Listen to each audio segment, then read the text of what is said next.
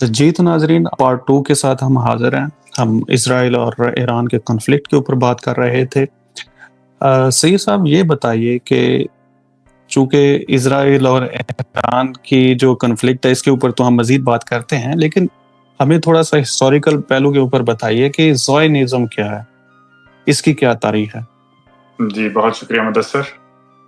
Zionism, جس کو ہم عرف عام میں صہیونیت کہتے ہیں اردو کے اندر، یہ ایک ماڈرن پولیٹیکل موومنٹ ہے۔ اس سے پہلے اس کی کوئی ایسی تاریخ موجود نہیں ہے جس کو آپ یہودی مذہب کے ساتھ جوڑ سکیں۔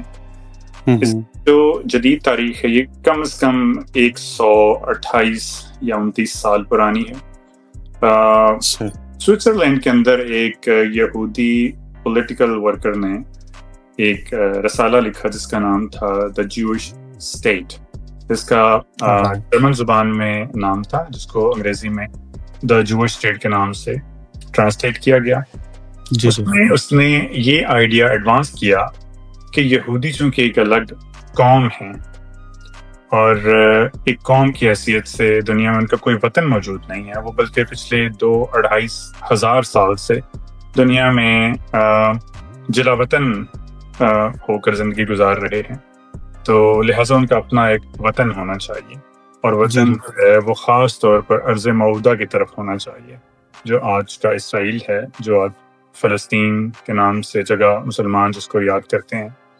تو بنیادی طور پر یہ ایک ریڈیکلائزیشن تھی یہودی فکر کی، جس کے اندر سیاست اور مذہب کو اکٹھا کر دیا گیا، اور مذہب کو ایک طرف رکھ کر یہودیوں کو مذہبی بنا پر ایک نظر سے دیکھنے کے بجائے انہیں ایک قوم کی حیثیت سے دیکھا گیا، یعنی انہیں یہودی کی حیثیت سے ایک نسل یا ایک قوم قرار دیا گیا، مذہب اس کے بعد میں دوسری ترجیح پر رکھا گیا۔ تو یہ زائنزم کی تاریخ ہے۔ اس کا باقاعدہ طور پر انہوں نے 1897 میں یہودیوں میں پیش کیا، اور یہودیاں ابتداً کی جو تحریک تھی وہ ایک سیکولر تحریک کے طور پر پھلی پھولی، بہت زیادہ کامیاب نہیں رہی، لیکن جب اسرائیل کا قیام عمل میں آیا تو پھر اس تحریک کو بہت زیادہ مقبولیت حاصل ہوئی۔ اٹ مینس کہ یہ ایک ریلیجس موومنٹ نہیں ہے، بلکہ یہ ایک نسل پرستی کی یا ایتھنیسزم کے اوپر بیس کرتی ہے یہ والی جو موومنٹ ہے۔ بالکل۔ اس میں ایک اور ایک ان کا طبقہ ہے یہودیوں کا جو ایک خاص قسم کا کسٹیوم پہنتا ہے، اور وہ کون سے یہودی ہیں؟ کیا وہ زائنزم سے الگ ہیں؟ وہ آرتھوڈاکس ہیں، آرتھوڈاکس یہودی، جیسے آرتھوڈاکس کرسچنز بھی ہیں، وہ بھی خاص قسم کا لباس پہنتے ہیں، لمبی داڑیاں رکھتے ہیں، پہنتے ہیں۔ جی۔ تو خاص طور پر یہ اس طرح کے یہودی نیو یارک کے اندر، انگلینڈ میں مانچسٹر کے قریب، اور پولینڈ میں جو ان کا آشورٹس کا علاقہ ہے یا کراکوو کا علاقہ ہے جنوبی پولینڈ کے اندر، وہاں پائے جاتے ہیں۔ تو یہ آرتھوڈاکس ہیں، ان کا صہیونیت یا زائنزم کے ساتھ تعلق ہونا یا نہ ہونا لازم نہیں، ہو بھی سکتا ہے اور بعض اوقات نہیں بھی ہو سکتا، لیکن یہ اپنے آپ کو راسخ العقیدہ یہودی کہتے ہیں۔ جیسے مسلمانوں کے ہاں سنی یا وہابی تحریک ہے، تو ایسے ہی ان کے ہاں یہ راسخ العقیدہ یا قدامت پرست یہودی ہیں۔ اور میں ایک اور چیز کا اضافہ کرنا چاہ رہا تھا، اگر آپ اسلامی دنیا میں صہیونیت یا زائنزم کے ساتھ کسی چیز کا موازنہ کرنا چاہیں تو جو عربوں کے ہاں ایک تحریک چلی ہے 60-70 کی دہائی کے اندر، پین عربزم، آپ اس کا موازنہ یہودیوں کی زائنزم کے ساتھ کر سکتے ہیں، کیونکہ پین عربزم جو ہے وہ بھی ایک سیکولر تحریک تھی، اس کے اندر مذہب سے انسپریشن کم لی گئی، جبکہ عربوں کے ہاں عرب نسل پرستی، ایتھنیسٹی سے انسپریشن زیادہ لی گئی۔ تو بنیادی طور پر یہ دونوں تحریکیں ایتھنک تحریکیں تھیں۔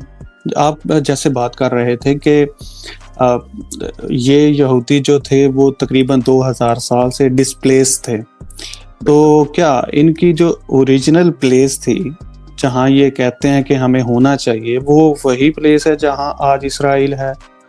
یہ اس زمین کے ساتھ ان کا کیا لنک بنتا ہے؟ بہت گہرا سوال جس کی بہت ساری جہتیں ہیں، تو میرے خیال سے ہمیں اس کی تاریخ میں جانا پڑے گا اس سوال کا باقاعدہ صحیح جواب تلاش کرنے کے لیے، لیکن اس کا ایک سادہ سا جواب یہ ہے کہ جس خطے میں یہودی عرصہ ہزار سال قبل، زمانہ قبل از مسیح میں آباد تھے، وہ تقریباً یہی خطہ ہے۔ اس کے اندر اگر جغرافیائی طور پر آج کے لبنان کو شامل کر دیا جائے تو یہ قدیم جو اسرائیل ہے اس کا یا جو سلطنت داؤد تھی اس کا رقبہ بنتا ہے. تو آج کا اسرائیل کم و بیش اس رقبہ کے 60 سے 65% حصے پر قائم ہے، اور یہی وہ علاقہ ہے جسے یہودیوں نے ہمیشہ سے ارض موعودہ کہا. اب اس کی تاریخ میں چلتے ہیں. جی. تو حضرت داؤد علیہ السلام کا زمانہ ماہرین آثار قدیمہ کے نزدیک کم از کم یا کم و بیش 1000 قبل مسیح کے لگ بھگ ہے، یعنی حضرت عیسیٰ کی آمد سے 1000 سال پہلے، آج سے تقریباً 3000 سال قبل. تو حضرت داؤد علیہ السلام وہ پہلی شخصیت تھے جو ایک متحدہ اسرائیل کے بادشاہ بنے. 12 قبائل کے اوپر وہ بادشاہ تھے. کے بعد ان کے بیٹے حضرت سلیمان بادشاہ بنے. لیکن جیسے ہی حضرت سلیمان کا انتقال ہوا تو یہ یہودی سلطنت، جسے ہم یہودی حقیقتاً نہیں کہہ سکتے، تاریخی اعتبار سے یہودی سلطنت نہیں کہہ سکتے، یہودی ایک مسل نامر ہوگا، لیکن چونکہ آج یہ لفظ مستعمل ہے تو اس لیے ہم اس کو استعمال کریں گے. تب تک یہودیت نام کا کوئی مذہب وجود میں نہیں آیا تھا. صحیح. تو اس وقت جب حضرت سلیمان کا انتقال ہوا تو تب حضرت داؤد کی یا حضرت سلیمان کی متحدہ سلطنت 2 حصوں میں تقسیم ہو گئی. ایک شمالی کنگڈم یا بادشاہت تھی، ایک جنوبی کنگڈم یا بادشاہت تھی. شمالی کنگڈم، ناردرن کنگڈم کا نام تھا اسرائیل، اور سدرن کنگڈم کا نام تھا جوڈیا، یعنی جس کو ہم یہودیہ یا یہودیت کے یہود کے بیٹوں کی زمین کہیں گے، وہ جنوبی بادشاہت تھی، جنوب کا علاقہ تھا. صحیح. شمالی جو بادشاہت یا سلطنت تھی اس کے اندر 10 قبائل آباد تھے، جبکہ جنوبی جو کنگڈم تھی اس کے اندر 2 قبائل آباد تھے. ایک یہودیہ یا جوڈیا کا قبیلہ تھا، اور دوسرا بنجامن یا بنیامین کا قبیلہ تھا. تو یہ دونوں قبیلے جنوبی جو بادشاہت یا علاقہ تھا اس کے اندر آباد تھے. جو شمالی کنگڈم تھی جس کا دارالحکومت سامریہ یا سمیریا جس کو انگریزی میں ہم کہتے ہیں وہ تھا، وہ 722 قبل مسیح میں تباہ کر دی گئی. اس پر شامی افواج یا سیرین فوجوں نے سارگان دا سیکنڈ کے ماتحتی میں اس کی زیر کمان حملہ کیا اور اس کو نیست و نابود کر دیا. یہ زمانہ وہ زمانہ ہے جب بنی اسرائیل کے 10 قبیلے گم ہو گئے، جنہیں آج تک وہ 10 lost tribes of Israel کہتے ہیں. جبکہ انہوں نے جنوبی کنگڈم پر حملہ نہیں کیا اور اس کو پھلنے پھولنے دیا. جنوبی کنگڈم کا دارالحکومت یروشلم یا جیروسلم یا جس کو آج ہم بیت المقدس کہتے ہیں وہ تھا. یہ سلطنت کم و بیش تقریباً 150 سال اور چلتی رہی. اس کی تباہی 586 قبل مسیح میں بخت نصر جو بیبلونین کنگ تھا اس کے ہاتھ. تو اس نے جب اس پر حملہ کیا 586 قبل مسیح میں، تو یروشلم شہر اور جو جنوبی کنگڈم ہے اس کی اینٹ سے اینٹ بچا دی. یہودیوں کا جو پہلا ٹیمپل تھا جسے ہم قبلہ اول کہتے ہیں، یا ہیکل سلیمانی تھا جسے حضرت سلیمان نے تعمیر کروایا تھا، اس کی اینٹ سے اینٹ بچا دی، اس کو تباہ کر دیا، نیست و نابود کر دیا. اس کے اندر پڑے ہیرے جواہرات لوٹ لیے، یہودی صحائف کو آگ لگا دی، اور یہودی قوم کو جلا وطن کر کے غلام بنا کر وہ بیبیلون یا بابل لے کر چلے گئے.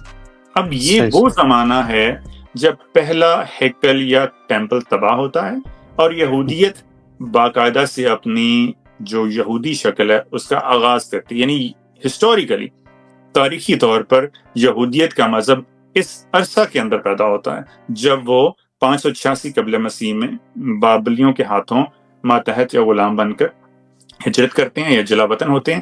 پھر جا کر وہ آج کے ایران اور عراق کے علاقے میں آباد ہوتے ہیں، اور وہاں سے پھر وہ 539 قبل مسیح میں واپس بیت المقدس یا ارض موعودہ یا فلسطین کی طرف جاتے ہیں جسے وہ یہودیہ کہتے ہیں. اور کچھ یہودی بہرحال ایران میں باقی بھی رہے جو آج تک ہیں. تو یہ وہ زمانہ ہے جب بنی اسرائیل کا قومی مذہب جو یہوہ خدا کے تحت تھا وہ یہودیت کا نام اختیار کرتا ہے.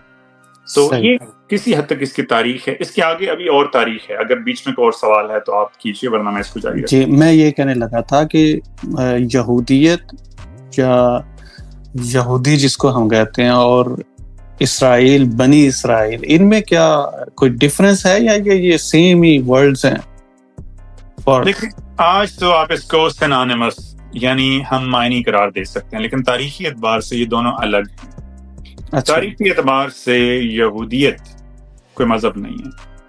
صحیح بنیادی طور پر جو بنی اسرائیل ہیں ان کا کوئی مذہب نہیں تھا، ان کا مذہب اسے نیشنل ریلیجن آف اسرائیل کہتے ہیں، یعنی اس کا باقاعدہ کوئی نام نہیں تھا۔ ان کے خدا کا نام جیسے ہم اللہ کا لفظ استعمال کرتے ہیں وہ یہوے کا لفظ استعمال کرتے ہیں۔ تو یہ مذہب باقاعدہ یہودیت اس زمانے میں بنا جب بابلیوں نے یہودیوں کو غلام بنایا۔ تو یہودی ایک نسلی اصطلاح ہے، یہ ایک ایتھنک ٹرم جو کہ یہودا کے بیٹوں کے لیے استعمال کی جاتی ہے۔ یہودا قبیلہ تھا جو جوڈیا کے اندر آباد تھا، چونکہ یہ بڑا قبیلہ زمین کا قبیلہ چھوٹا تھا، تو اسی کے نام سے وہ خطہ معروف ہوا۔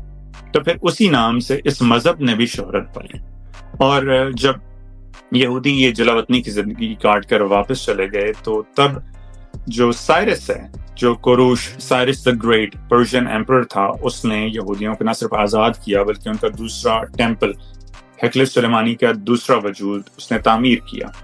تو یہ سیکنڈ کنگڈم یا سیکنڈ ٹیمپل کا زمانہ ہے، اور اس زمانے میں یہودیت کی جو موجودہ توحیدی شکل ہے یہ کھل کر سامنے آئی۔ یعنی دوسرے لفظوں میں اس زمانہ کے اندر یہودیت نے وہ شکل اختیار کی جو 17ویں 18ویں صدی کے اندر اسلام نے عرب کے اندر اختیار کر وہابی تحریک جو ہے وہ نمودار ہوئی۔ تو بالکل اسی طرح سے یہودیت نے ریڈیکلائز ہو کر توحید کا رنگ اختیار کیا۔ اس سے پہلے یہ کسی حد تک مشرک مذہب تھا، تاریخی اعتبار سے بات کر رہا ہوں۔ تو اس زمانہ میں ان کی کتاب ڈیٹرانومی یا دوسرا قانون وہ لکھی گئی۔ حضرت عزیر کا زمانہ یہ ہے، حضرت حزقیل کا زمانہ یہ ہے، جرمایہ کا زمانہ یہ ہے۔ تو اس زمانے میں کئی نبی ان کے ہاں آئے۔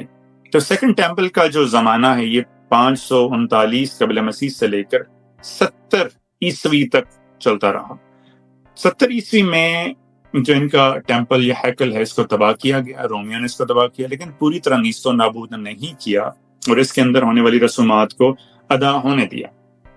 اس کی باقاعدہ تباہی 136 عیسوی میں ہوئی جب رومیوں نے بار کوکبا، سائمن بار کوکبا کی موومنٹ کو کچل دیا۔ سائمن بار کوکبا وہ شخصیت ہے جسے اس وقت کے یہودیوں نے اپنا مسیح مان لیا تھا۔ ان کے ہاں ایک اصطلاح استعمال کی جاتی ہے ربائی۔ ربائی اس شخص کو کہتے ہیں جسے ہم مولانا یا شیخ کہتے ہیں، جس کی مذہب کے اندر فضیلت ہو۔ تو اس زمانے کا معروف ربائی یا اس زمانے کا جو شیخ اعظم ہے یہودیوں کے ہاں، اس کا نام تھا عقیبہ بن یوسف۔ اس نے سائمن بار کوکبا کو اپنا مسیح موعود تسلیم کر لیا تھا، اور آپ کو علم ہوگا کہ یہودیوں نے حضرت عیسیٰ کو مسیح تسلیم نہیں کیا تھا، اور نہ صرف ان کا انکار کیا بلکہ بقول عیسائیت کے، مسیحیت کے، حضرت عیسیٰ کو مصلوب بھی کیا، جس کا اسلام نے واضح طور پر انکار کیا۔ تو یہودیوں نے بیسیکلی یہ یہودی جو ہے، یہ آپ نے ایک بیچ میں کہا کہ یہ ان کی تاریخ یہ ہے کہ یہ مشرکین ہیں۔ اگر مشرکین ہیں تو اٹ مینس کہ they do not follow a divine religion, isn't it؟ اس میں تھوڑی وضاحت کی ضرورت ہے۔ انبیاء اللہ رب العزت نے ان کے ہاں بھیجے۔ حضرت موسیٰ کے زمانہ سے ان کے باقاعدہ قوم کا آغاز ہوا۔ بنی اسرائیل کا جو نام ہے وہ حضرت یعقوب سے لیا جاتا ہے۔ یعقوب علیہ السلام کا نام اسرائیل بھی تھا، ان کے بیٹوں کو بنی اسرائیل کہا گیا۔ تو بنی اسرائیل سے مراد جیسے ہم بنو ہاشم کہتے ہیں یا بنو امیہ کہتے ہیں، بنو عباس کہتے ہیں، تو جو ان کی نسل ہے اس کو بنی اسرائیل کہا گیا، جبکہ دوسری طرف جو عرب ہیں ان کو بنی اسماعیل کہا گیا۔ تو یہ ابتداءً بالکل ایسے ہی تھے جیسے ہمارے خطہ ہندوستان کے اندر آج بھی مشرکانہ رسومات مسلمانوں کے ہاں جاری، لیکن اس کا مطلب یہ نہیں ہے کہ مسلمانوں کے پاس کوئی الہامی کتب یا الہامی رہنمائی موجود نہیں۔ تو اس زمانہ سے قبل جو کہ سیکنڈ ٹیمپل کا زمانہ، اس سے قبل یہودیوں کے معبد جو ہیں ان کے اندر مختلف بت ہوا کرتے تھے۔ ان کا جو دیوتا یا خدا یہوے ہے جسے ہم اللہ کہتے ہیں، ہم سمجھتے ہیں کہ ایک ہی خدا کی ہم پوجا کرتے ہیں، اس کی باقاعدہ ایک بیوی تھی جس کا نام استار یا اشتار تھا، جسے ایستر انگریزی میں کہتے ہیں۔ تو باقاعدہ اس کی ایک شبیہ موجود تھی۔ تو یعنی دوسرے لفظوں میں جو شرک کا ایک نظام ہے، پیگنزم کا ایک جو نظام ہے، وہ کسی حد تک یہودیت یعنی یہودیت سے پہلے کا جو اسرائیلی مذہب ہے اس کے اندر اس کی صلاحیت موجود۔ اس اس کا تزکیہ، اس کے اندر پیوریفیکیشن، اس کے اندر خالص پن آنا، یہ شروع ہوا جب یہودی اس ایران اور بیبلون کے خطہ سے واپس گئے. تب جا کر انہوں نے، چونکہ ایران بہت زمانہ قبل سے ایک خاص مذہب زرتشت مت کا پیروکار تھا، اور زرتشت مت بھی توحید پرست ہے، تو وہاں سے بڑی حد تک انہوں نے اپنی پیوریفیکیشن کی اور واپس جا کر نہ صرف اپنے ٹیمپل کو آباد کیا بلکہ خالص تو خدائے واحد کی پوجا پرستش شروع کی. تو اس زمانے میں، جو کہ سیکنڈ ٹیمپل کا زمانہ کہلواتا ہے، جب یہودی ایران اور بیبلون سے واپس گئے، تو ان کے ہاں جو معروف فرقے پیدا ہوئے، ان میں ایک فرقے کا نام تھا فیرسی، جسے آپ اگر مماثلت کے طور پر دیکھنا چاہیں تو اسلام کے سنت والجماعت کے مسلک کے ساتھ اس کی تشبیہ آپ اس کو دے سکتے ہیں. اسی طرح دوسرا فرقہ جو تھا وہ سیڈیوسیز تھا. سیڈیوسیز تھوڑے ایلیٹ قسم کے یہودی تھے، وہ بیوروکریٹک تھے، مذہب سے بڑی حد تک آزاد تھے، آخرت پر یقین نہیں رکھتے تھے. تو اسے آج کے سیکولر مسلمانوں کی آپ صورت میں دیکھ سکتے ہیں. جبکہ تیسرا فرقہ جو تھا وہ ایسینز کا فرقہ تھا، اور بعض جو مسیحی مورخین ہیں وہ کہتے ہیں کہ حضرت عیسیٰ کا تعلق بھی اسی فرقہ سے تھا.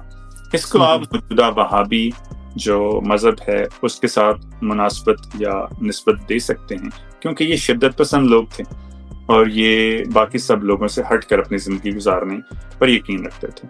تو اس زمانہ میں یہ 3 یا 4 قسم کے جو فرقے ہیں وہ یہودیوں کے اندر پروان چڑھے. اکثریت میں فیرسیز تھے، انہی کے اندر جو ریبائز ہیں یا شیخ ہیں وہ ہوا کرتے تھے، اور یہی وہ لوگ تھے جو کسی پر حملہ کرنے کا حکم دیا کرتے، جہاد کا اعلان کیا کرتے، جو یہودی ورژن ہے جہاد کا، یا کسی شخص کو مسیح یا غیر مسیح ہونے کا وہ لقب دیا کرتے تھے.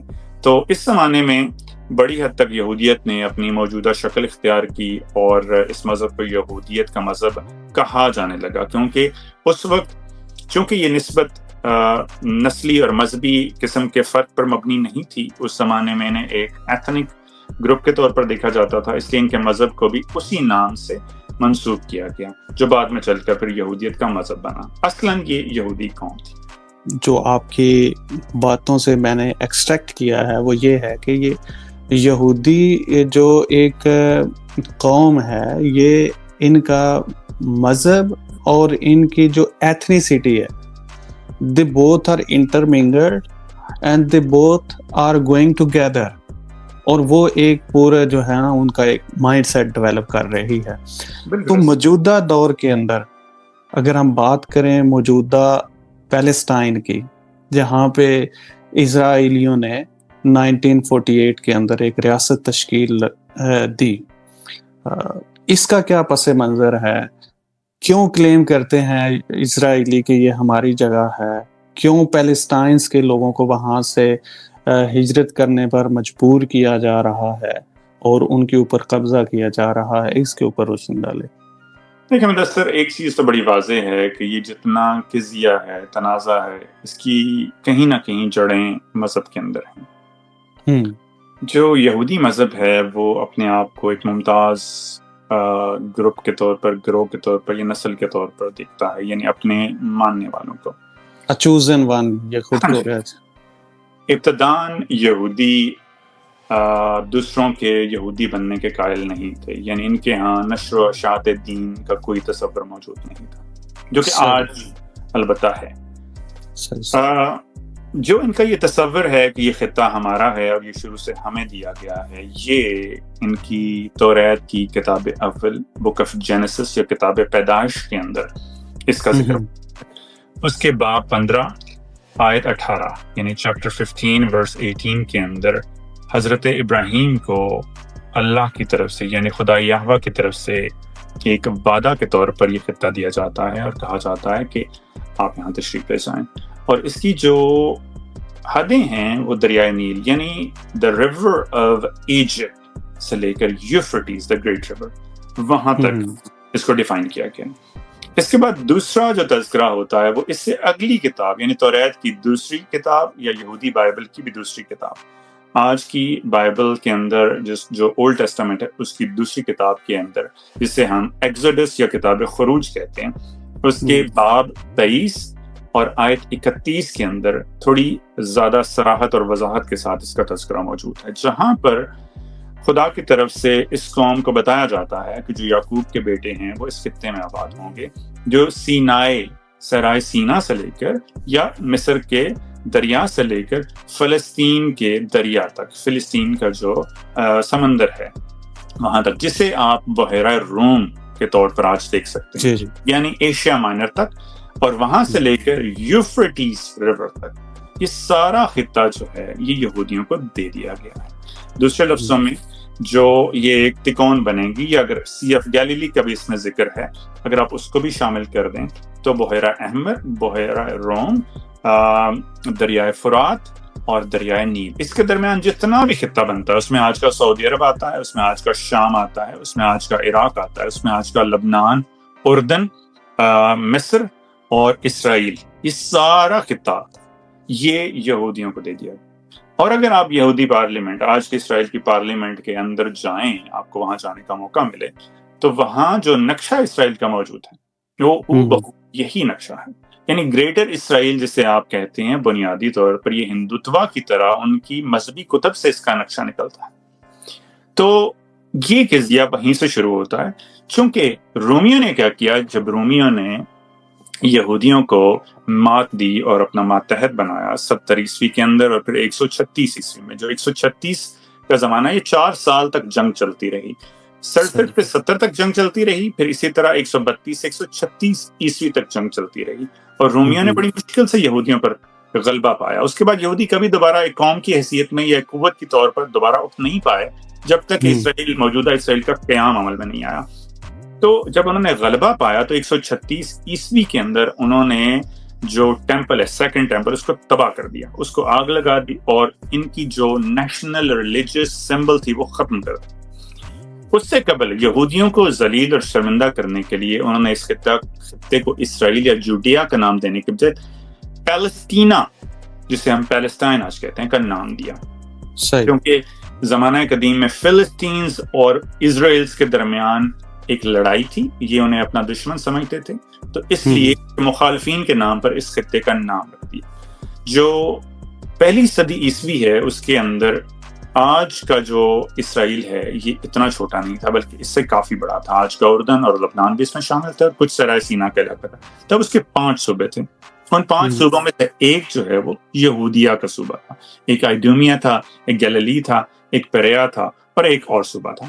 تو یہ 5 صوبے جو ہیں یہ تب موجود تھے، ان میں سے ایک صوبہ یہودیہ کا صوبہ تھا، جبکہ پورے خطے کو اس وقت پیلسٹینا کہا جاتا تھا۔ پھر ہوا کیا کہ 136 عیسوی سے زمانہ آگے چلتا گیا، رومی سلطنت نے 4 صدی عیسوی کے اندر عیسائیت قبول کر لی، اور یہودیوں کا یروشلم کے اندر داخلہ منع کر دیا گیا، اس پر پابندی لگا دی گئی۔ یہ پابندی کم و بیش 310 سال برقرار رہی۔ تو یہ جو 300 سال کا زمانہ ہے یہ یہودیوں کا ایسے ہی جلا وطنی اور اس بے صبری میں گزرا کہ وہ اپنے ارض موعودہ یا فلسطین کے اس مخصوص خطہ کی طرف نہیں جا سکتے جسے وہ اپنا قبلہ مانتے، یروشلم۔ تو پھر 637 عیسوی میں جب مسلمانوں نے حضرت عمر کی سرکردگی میں یہ خطہ اس کو فتح کیا، اپنے قبضے میں لیا، حضرت خالد بن ولید رضی اللہ تعالیٰ عنہ کو اس وقت اسلامی فوجوں کی کمان کر رہے تھے، اور جو آرچ بشپ آف جیروسلم تھا اس نے کہا تھا کہ مسلمان اپنے خلیفہ کو بھیجیں تو میں یہ شہر ان کے آگے سرنڈر کر دوں گا۔ وہ آرچ بشپ آج بھی تاریخ میں سوفرونیس کے نام سے جانا جاتا ہے۔ حضرت عمر خود وہاں تشریف لے کر گئے اور اس شہر کی چابیاں وصول کی۔ تو جب انہوں نے شرائط لکھی تو انہوں نے یہودیوں کا بھی ذکر کیا، تو سوفرونیس جو کہ آرچ بشپ تھا اس نے کہا کہ یہودی اس شہر میں آباد نہیں ہیں۔ تو حضرت عمر نے اس سے پوچھا کہ یہودی یہاں آباد کیوں نہیں ہیں؟ تو بتایا گیا کہ ان پر پابندی ہے۔ تو حضرت عمر نے فرمایا کہ یہ شہر تینوں مذاہب کے لیے مقدس ہے، اس لیے یہودیوں کو یہاں آنے کی اجازت دی جائے۔ تو مسلمانوں نے یہ راستہ 300 سال کے بعد یہودیوں کے لیے دوبارہ، اور وہ اس شہر آ کر نہ صرف دوبارہ اپنی زیارات کرنے لگے بلکہ آ کر دوبارہ یہاں آباد ہوئے۔ اچھا، اب آپ کی جو آپ مقدمہ پیش کر رہے ہیں اس سے تو یہ اخذ کیا جا سکتا ہے کہ یہ جو یہودی ہیں ان کو وہاں سے ڈسپلیس عیسائیوں نے کیا جی بالکل. یا رومنس نے کیا.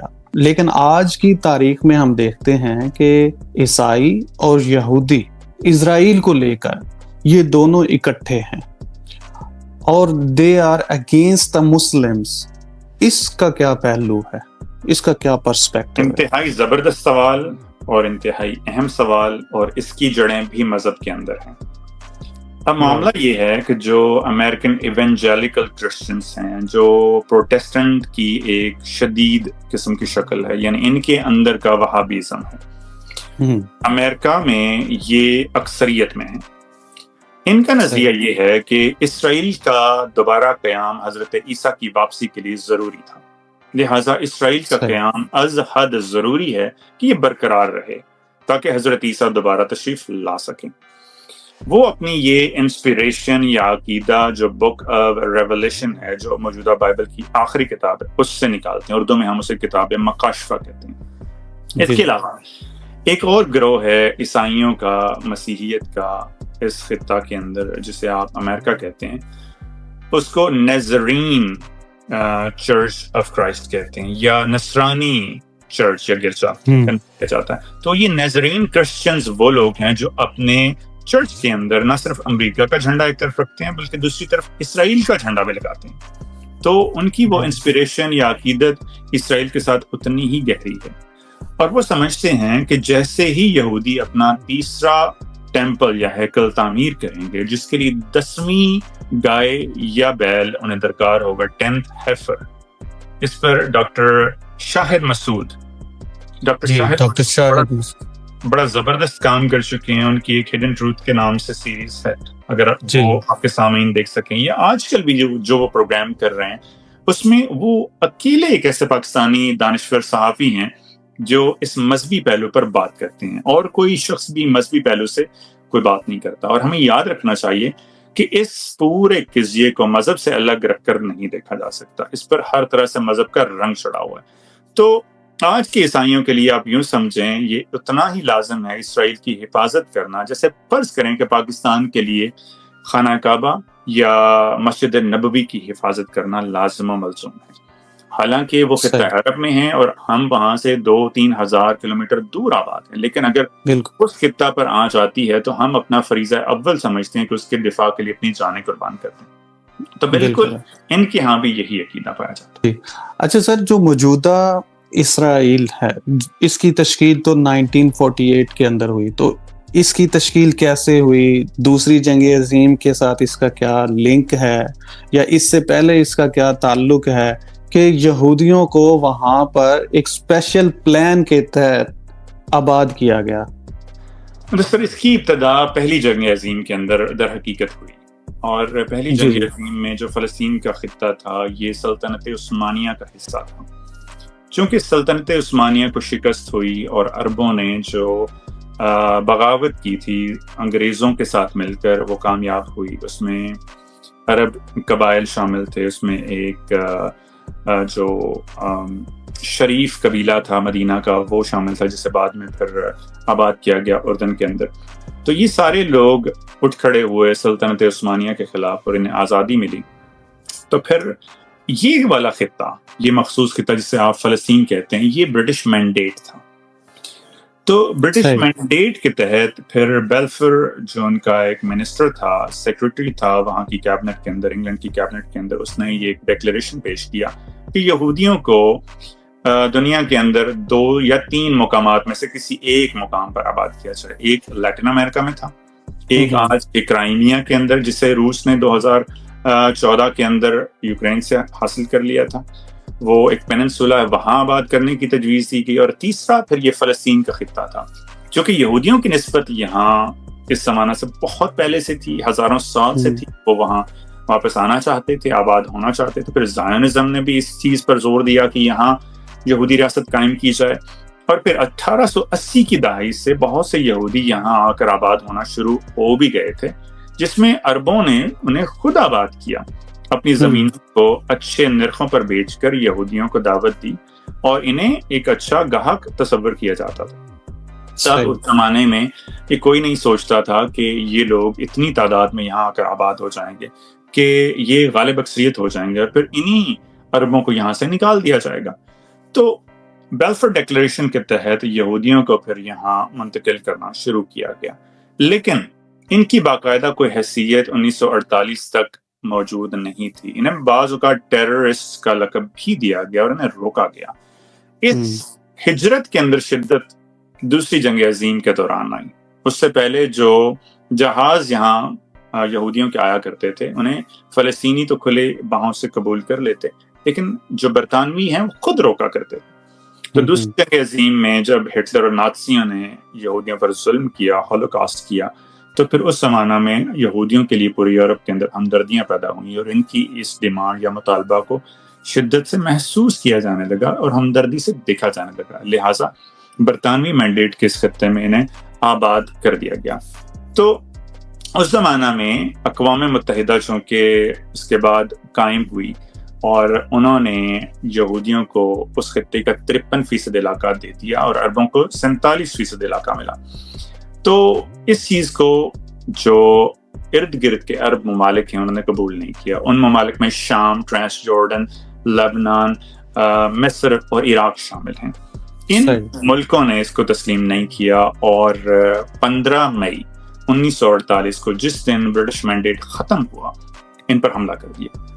اسرائیل کا قیام 14 مئی 1948 کو ہوا اور اس کے ایک دن کے بعد ہی ان عرب ممالک کے اتحاد نے اسرائیل پر حملہ کر دیا. اسرائیل کی جو فوج ہے وہ باقاعدہ فوج نہیں تھی، اسے IDF کہا جاتا تھا، جو کہ آج بھی IDF ہی کہلاتی ہے. اس مخفف کا مطلب ہے اسرائیل ڈیفینس فورسز.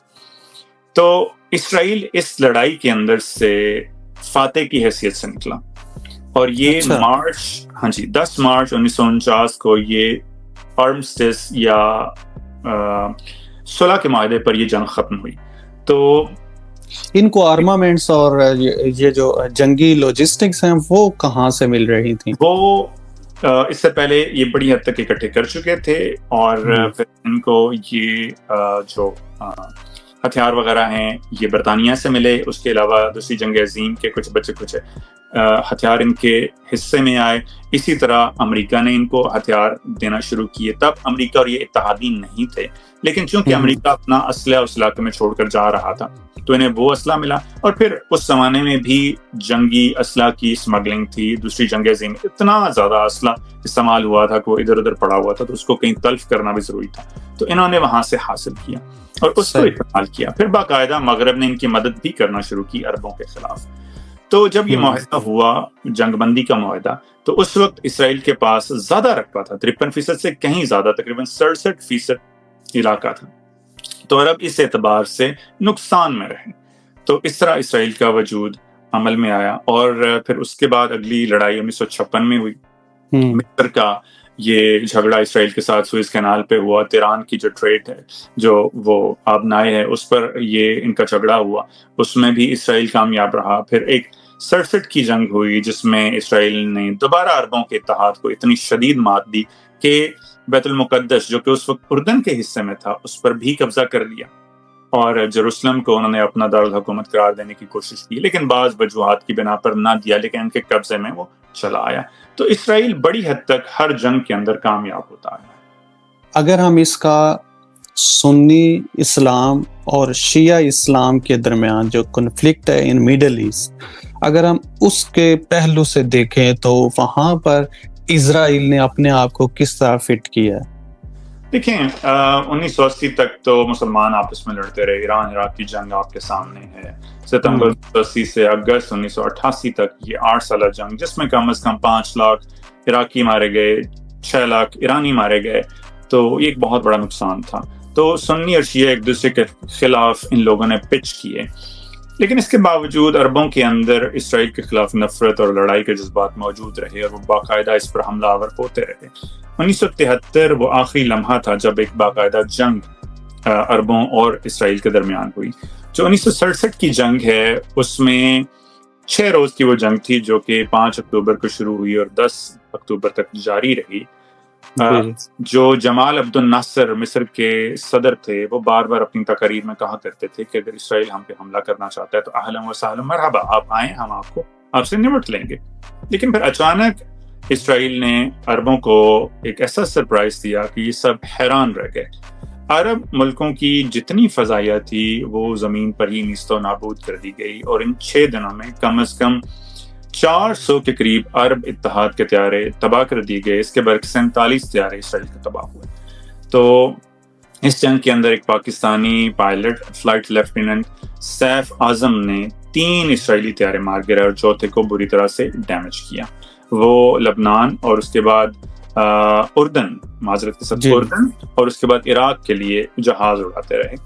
تو اسرائیل اس جنگ میں سے انتہائی کامیابی کے ساتھ ابھرا. اسرائیل نے انوینسیبل ہونے کا ایک دعویٰ یا کہہ لیں کہ ایک تصور قائم کر دیا، اور عربوں کو بھی ایسا لگنے لگا کہ اسرائیل کو اب ہم ہرا نہیں سکتے. لیکن پھر ایسا ہوا کہ 1970 میں مسلمان دنیا یا بالخصوص عرب دنیا کے اندر 2 ایسے لیڈر پیدا ہوئے جنہوں نے عربوں کو ایک اعتماد دیا اور اس بھرم کو دوبارہ سے قائم کیا کہ عرب نہ صرف اسرائیل سے لڑ سکتے ہیں بلکہ اسے شکست بھی دے سکتے ہیں. یہ 2 لیڈر جو تھے یہ مصر اور شام کے لیڈر تھے.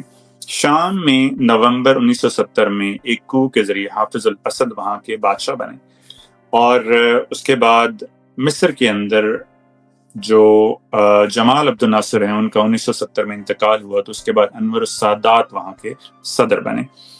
تو ان 2 لیڈرز نے مسلم دنیا بالخصوص عرب دنیا کو ایک ایسا اعتماد دیا جس کے نتیجے میں عربوں نے دوبارہ اپنے آپ کو ایکوپ کیا، بہترین اسلحہ حاصل کیا مغرب سے اور روس سے، اور 1973 میں اکتوبر کے مہینے میں اسرائیل پر حملہ کر دیا. تو اکتوبر کے مہینے میں جب جنگ ہوئی، معذرت کے ساتھ اس سے پہلے میں 1967 کی جنگ میں اکتوبر کا لفظ استعمال کر چکا ہوں. وہ 5 جون سے 10 جون تک جنگ تھی، اور یہ 6 اکتوبر سے 25 اکتوبر تک جنگ ہوئی تھی جسے یوم کپور جنگ کہا گیا تھا. یوم کپور یہودیوں کا سب سے اہم دن ہے. ان کے ہاں یہ کفارے کا دن ہے.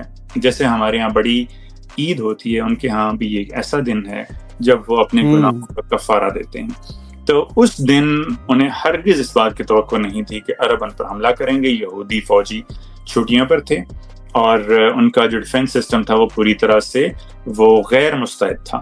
تو اس صورتحال کو دیکھتے ہوئے مصر نے اسرائیل پر حملہ کر دیا اور سوئز کینال کو پار کر کے اپنا 1967 کا چھینا ہوا علاقہ واپس لے لیا. لیکن پہلے 3-4 دنوں کی شکست کے بعد اسرائیل دوبارہ اٹھا اور اس نے شام اور اردن کے اندر پیش قدمی شروع کر دی. اردن نے بہرحال اس جنگ میں حصہ نہیں لیا تھا اور اسرائیل کا ساتھ دیا تھا، تو اس نے اپنی فضا کو شام کے خلاف حملوں کے لیے استعمال ہونے دیا. لہٰذا اس زمانے میں جو ایک ڈیفنس سسٹم روس نے ان دونوں ملکوں کو دیا تھا وہ اسرائیلی طیاروں کو تباہ کرنے میں انتہائی مہلک ثابت ہو رہا تھا.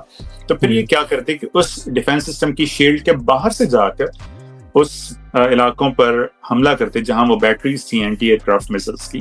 تو اس میں اردن نے اسرائیل کا ساتھ دیا.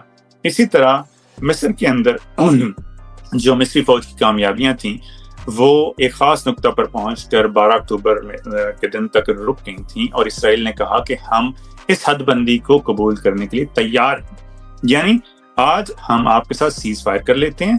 مصر جو علاقہ کلیم کر چکا یہ ان کا ہوا، وہ جیت چکا، اور ہم یہیں پر جنگ بندی لائن ڈکلیئر کر دیتے ہیں. لیکن انور السادات اس وقت ایک انتہائی اعتماد کی صورتحال میں تھے. انہیں اپنے آپ پر بہت زیادہ اعتماد تھا، انہیں اپنی کامیابیوں پر بھروسہ تھا، انہیں اپنی فوج پر بھروسہ تھا، اور انہیں لگ رہا تھا کہ اوپر شام کے اندر جو دمشق کی طرف پیش قدمی اسرائیل کر رہا ہے اس کا دباؤ کم کرنے کے لیے ضروری ہے کہ صحرائے سینا کے اندر مزید پیش قدمی کی جائے. تو پھر ایسا ہوا کہ مصری فوج نے مزید پیش قدمی کی اور وہ اس شیلڈ سے باہر چلے گئے جو کہ ڈیفنس سسٹم کی شیلڈ تھی. تو اسرائیلی اسی موقع کے انتظار میں تھے. پھر انہوں نے دوبارہ سے عربوں کو وہ پھینٹی لگائی، اتنی بری مار دی کہ اسرائیلی جو فوج ہے دوبارہ جو نہر کینال ہے سوئز کینال، نہر سوئز کو پار کر کے مین لینڈ مصر کے اندر چلی گئی اور کئی شہروں پر قبضہ کر لیا، اور وہاں جا کر جو ان کی سب سے بڑی شاہراہ کو کاٹ کر جو مصری فوج ہے اس کو 2 حصوں میں تقسیم کر دیا. پھر کیا ہوا، 25 اکتوبر تک جو بڑے ممالک ہیں جس میں روس شامل ہے وہ درمیان میں آئے، انہوں نے اسرائیل پر دباؤ ڈالا اور امریکہ اس بات پر مجبور ہوا کہ اسرائیل کو مجبور کیا جائے کہ وہ جنگ کو یہاں تک کر دیں۔ پھر اس کے بعد 1979 میں ان دونوں ممالک کے درمیان جو امریکہ میں کیمپ ڈیوڈ ہے وہاں پر معاہدہ ہوا، اور اس معاہدہ کے تحت جمی کارٹر نے معاہدہ کروایا اسرائیل اپنی پرانی حد بندی یا سرحد پر واپس جانے کے لیے آمادہ ہوا، اور نہر سوئز کا جو مشرقی حصہ ہے وہ بھی پھر مصریوں کو دوبارہ حاصل ہو گیا۔ تو اس طرح عربوں نے یہ جو 3 مسلح جدوجہدیں کی تھیں، جنگیں لڑی تھیں اسرائیل کے خلاف، یہ تینوں ان کے حق میں نہیں گئیں، شکست کھائی اور اسرائیل کامیاب ہو کر ابھرا۔ پھر یہاں سے کہانی شروع ہوتی ہے ایران کی۔ ایران کا انقلاب 1979 میں آتا ہے، اسلامی انقلاب، اور ایران وہ قوت بنتا ہے جو اس ویکیوم کو فل کرتی ہے جو عربوں نے چھوڑا تھا۔ اور ایران چونکہ براہ راست اسرائیل کے ساتھ اس کی کوئی سرحد مشترک نہیں ہے، اس کا کوئی ایسا تنازع نہیں ہے، تو ایران نے پھر کیا کیا، اس نے مختلف مسلح گروپ پیدا کیے، جس میں حزب اللہ کا گروپ ہے جو کہ لبنان میں ہے، اسی طرح ہوتیز کا گروپ ہے جو کہ یمن کے اندر ہے، اس طرح اور چھوٹے چھوٹے گروپ تھے جن کی اس نے حمایت کرنا شروع کی، اور یہ پریڈومیننٹلی شیعہ گروپ تھے جنہیں اس نے مسلح کیا اور اسرائیل کے خلاف برسر پیکار کر دیا۔ تو یہاں سے ایران اور اسرائیل کی وہ ٹسل یا وہ جنگ شروع ہوتی ہے جو آج تک جاری ہے۔ اب ہم اس کے فیوچر کی طرف جاتے ہیں اور فیوچر کے حوالے سے اس کے اوپر بات کرتے ہیں کہ اسرائیل، جس کو ویسٹ کا لے پالک بھی کہا جاتا ہے، جس کو ویسٹ میں آلموسٹ سارے کا سارا یورپ اس کو سپورٹ کرتا ہے، اور پھر امریکہ جو ہے وہ اس کا اتحادی ہے۔ دوسری طرف جو موجودہ وار ہے، اس کے اندر ایران کے ساتھ چائنا اور رشیا، ان 2 بڑی قوتوں کی سپورٹ موجود ہے۔ آلدو کہ ابھی تک ڈائریکٹلی کوئی اس طرح کا ہمیں نظر نہیں آیا، لیکن چونکہ اکنومیکلی ان کی ٹریڈ ایک دوسرے کے ساتھ بہت زیادہ ہے، تو وہاں پہ ہمیں لگ رہا ہے کہ یہ وار جو ہے یہ کہیں تیسری جنگ عظیم میں نہ بدل جائے۔ تو اس کے حوالے سے آپ کا کیا پرسپیکٹو ہے؟ دیکھیں، 7 اکتوبر 2023 جب حماس نے اسرائیل پر حملہ کیا تو یہ ایک ایسا ٹریگرنگ پوائنٹ تھا جب دنیا کا نقشہ بدل گیا۔ یہ وہ زمانہ ہے جب عرب دنیا اسرائیل کو قبول کرنے جا رہی تھی۔ سعودی عرب اسرائیل کو تسلیم کرنے کے لیے تیار تھا، عرب امارات نے اس کو پہلے سے ہی تسلیم کر لیا، قطر اس کو اسرائیل کو پہلے ہی تسلیم کر چکا ہے، ترکی کا ہے، تو اردن بھی تسلیم کر چکا ہے، اردن تو اس سے بہت پہلے تسلیم کر چکا تھا، تو باقی اسلامی ملک بھی جو ہے نا وہ اس کو تسلیم کرنے کے لیے تیار تھے۔ تو پاکستان جو ہے عام طور پر یہ مقتدی ہوتا ہے سعودی عرب کا۔ اگر سعودی عرب اسرائیل کو تسلیم کر لیتا تو پھر پاکستان کے لیے کوئی جواز باقی نہ رہتا کہ پاکستان اسرائیل۔ تو اس سینیریو کے اندر حماس کا وہ جو حملہ ہے وہ ایک فلیش پوائنٹ ثابت ہوا، جب سے اب تک اسرائیل مسلسل ایک حملہ آور جارے کی صورت میں نظر آتا ہے۔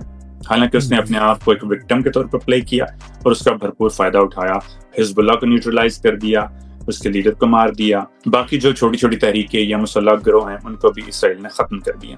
اس میں حماس تقریباً ختم ہو چکی ہے اور اس کی مکمل لیڈرشپ کا صفایا کر دیا گیا ہے۔ نچلی سطح پر اگر تھوڑے بہت لوگ موجود ہیں تو وہ ظاہر ہے مکمل صفایا اس صورت میں ممکن نہیں ہے۔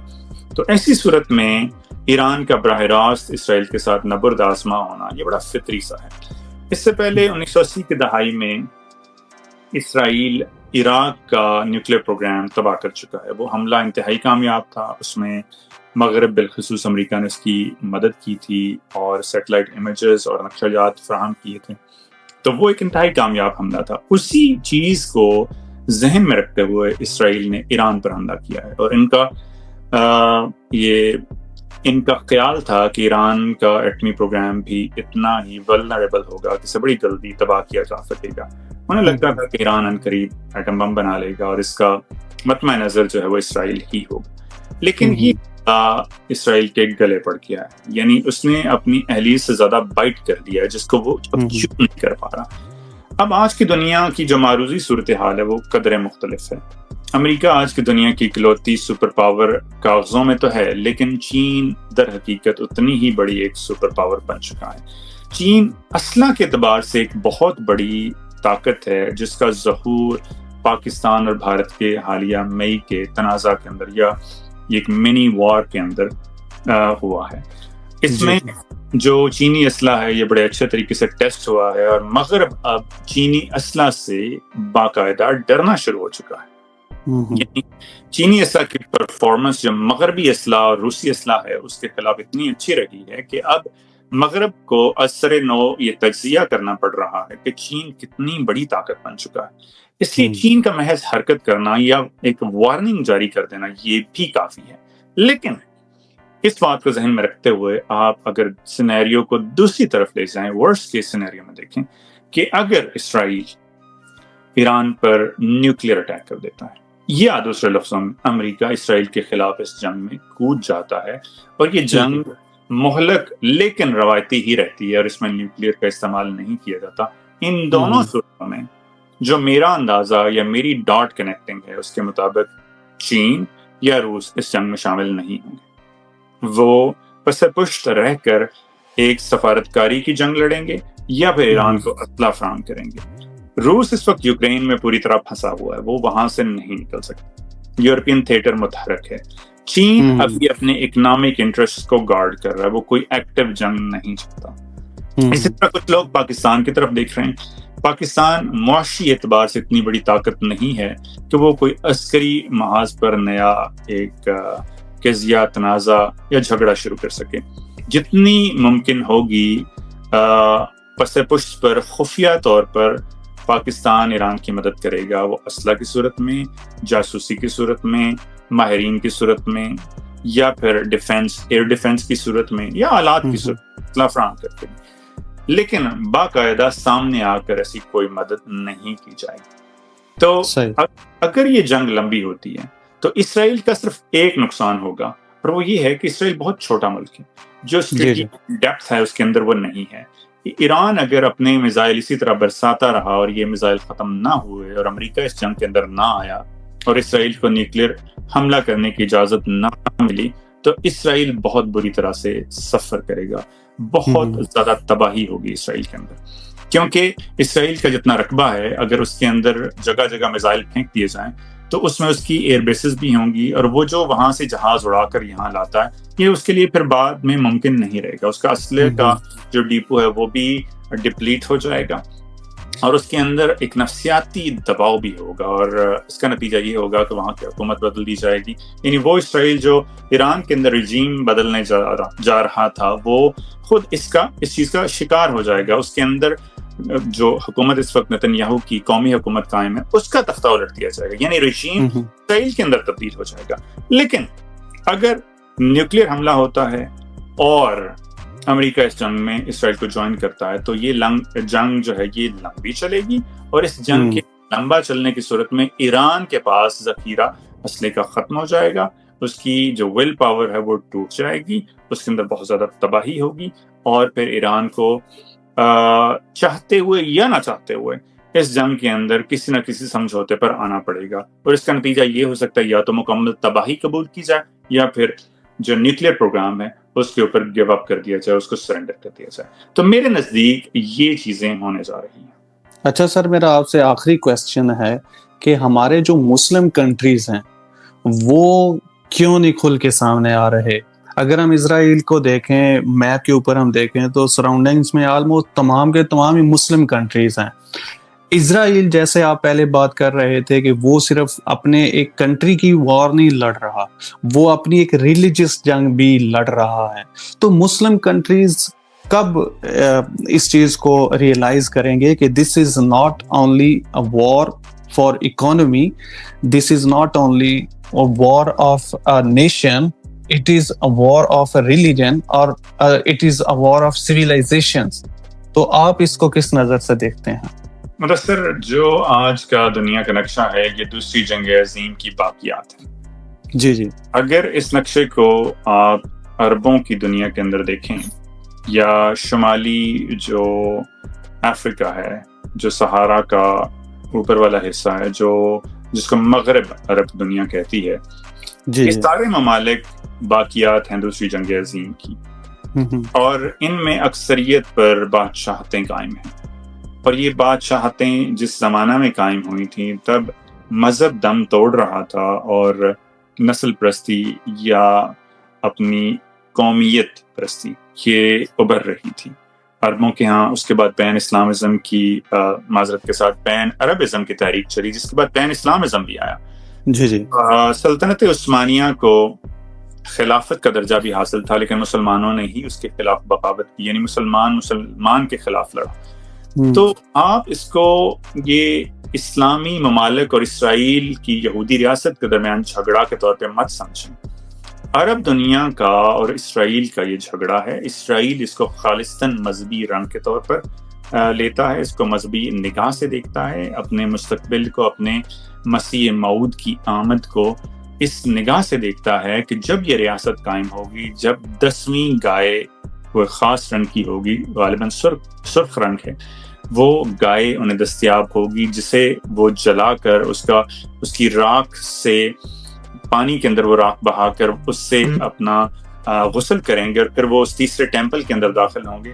تب جا کر ان کا جو مسیح موعود ہے اس کی آمد کا اعلان ہوگا. وہ اس پورے منظر نامے کو اسی نگاہ سے دیکھتے ہیں. تاہم مسلمان اس کو خالصاً ایک جغرافیائی جھگڑا یا فلسطینیوں کا جھگڑا کی صورت میں دیکھتے ہیں. اس کو وہ اپاکلپٹک سینس میں یا زمانہ اخروی زمانے یا زمانہ اخرا یا اسے زمانہ آخر الزماں کی صورت میں نہیں دیکھتے. مسلمانوں کا اگر نقطہ نظر تبدیل ہو جائے اور وہ بھی اس کو ایک مذہبی رنگ سے دیکھیں یا زمانہ آخر الزماں یا اخروی علامات کے طور پر اس کو دیکھنا شروع کر دیں، تو پھر ایک جہاد کی نئی تحریک شروع ہو جائے. پھر رسول اللہ صلی اللہ علیہ وسلم کی وہ پیشین گوئیاں جس میں خراسان سے ایک لشکر کا نمودار ہونا اور پھر آخری جنگوں جس میں ہرمجدون وغیرہ ہیں ان کا ذکر ہے، ان کے پورا ہونے کا وقت قریب آ جائے گا. تاہم مسلمانوں کے اندر مخصوص گروہوں کے اندر یہ تحریک یا یہ سوچ ضرور پائی جاتی ہے، البتہ ریاستوں کے اندر یہ سوچ نہیں پائی جاتی. ہر ایک کو اپنے ذاتی مفادات عزیز ہیں، اپنے علاقائی اور معاشی یا اقتصادی مفادات ان کے لیے سب سے اہم ہیں. اپنی بادشاہتوں کو، اپنی جو ڈائنسٹیز ہیں ان کو بچانا ان کے لیے زیادہ ضروری ہے. لہٰذا وہ ان چیزوں کو پس پشت پر پھینک کر اس پورے مسئلے کو کسی اور رنگ سے دیکھ رہے ہیں. سر آپ کا بہت شکریہ، آپ نے ہمیں ٹائم دیا اور اتنی زبردست اور اتنی کلاسک قسم کی آپ نے گفتگو کی. امید کرتا ہوں کہ ہمارے ویورز بھی اس کو ضرور اپریشیٹ کریں گے اور کمنٹ باکس میں اپنی رائے کا بھی اظہار کریں گے. اب تک کے لیے اتنا ہی. مزید ویڈیوز کے لیے ہمارے چینل کو سبسکرائب کیجیے. اللہ حافظ.